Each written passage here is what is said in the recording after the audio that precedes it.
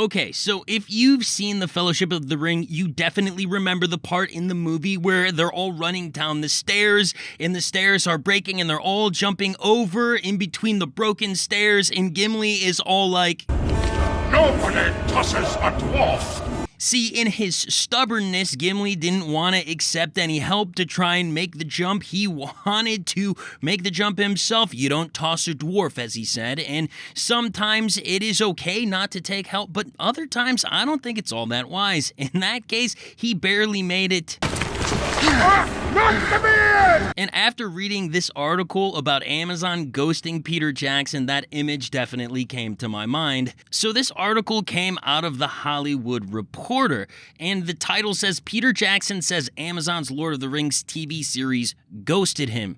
Now, I think that this is a mistake, even though Amazon has their reasonings, and there are things listed in this article that they kind of use as excuses, but I think that is the lack of using wisdom. Peter Jackson is one of the highest grossing directors of all time. In fact, he is listed as the third highest grossing filmmaker of all time. So that obviously means he knows what to do to make a film commercially successful. And it would at least make sense for Amazon to contact Peter Jackson and ask, hey, can we get a little help with this? Maybe some consultation. And to their credit, they initially did. They contacted him, and in a recent podcast, Peter Jackson said this is how it went down. They asked me if I wanted to be involved, writer-producer Fran Walsh, and I said, that's an impossible question to answer without seeing a script.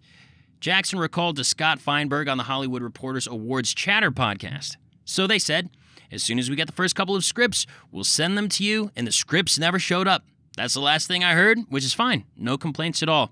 See, now, I don't think that Peter Jackson was trying to throw any shade. He was just trying to tell the truth of what happened. And to his credit, he probably didn't want to get involved in the pre-production stage of this project. He spent so much of his life adapting Middle-earth for the screen, and it led to many health problems for him. And he probably wouldn't have really wanted to be in anything more than a consulting role.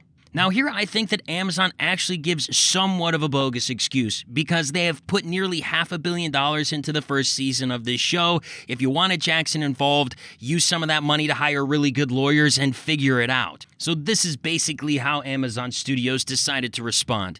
In pursuing the rights for our show, we were obligated to keep the series distinct and separate from the films. We have the utmost respect for Peter Jackson and the Lord of the Rings films and are thrilled that he is looking forward to watching The Rings of Power. So in this Hollywood Reporter article, they do allude to the fact that there might have been some tension between Peter Jackson and the Tolkien estate.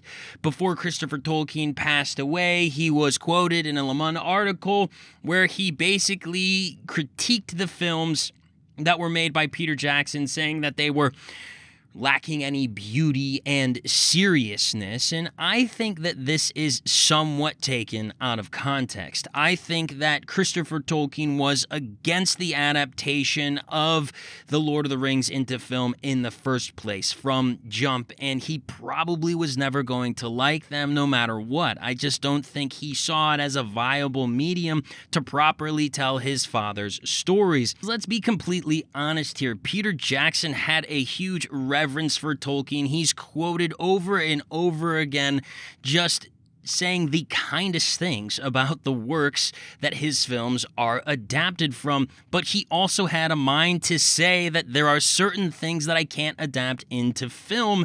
And I think he made a lot of good choices along the way. Would I have loved to have seen Fog on the Barrow Downs and Tom Bombadil? Absolutely. I think that that would have been really cool to see, and that's where something like a television series would have been able to fill in those gaps. But Amazon has decided to go a different way, jumping into the second age, and it's hard for me to believe that you're going to get something very true to Tolkien when it's really not based off of his extensive prose. So I did post a video the other day basically listing out a couple of reasons why I was still excited for The Rings of Power coming out here in a couple of weeks in the midst of having super tempered expectations.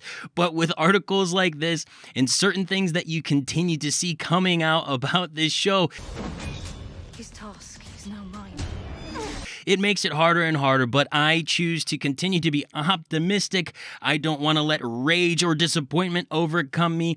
If the show hits a home run, I'll be happy. If they whiff, I'll be very disappointed. But I am just trying to be optimistic that maybe this thing will turn out pretty good, even though this article doesn't really help them at all. I think Peter Jackson would have helped you bring this world to the screen in a massive way. And hey, maybe if the show gets off to a rocky start, they will have a change of heart about getting some help going forward in the future, just like our pal Gimli did.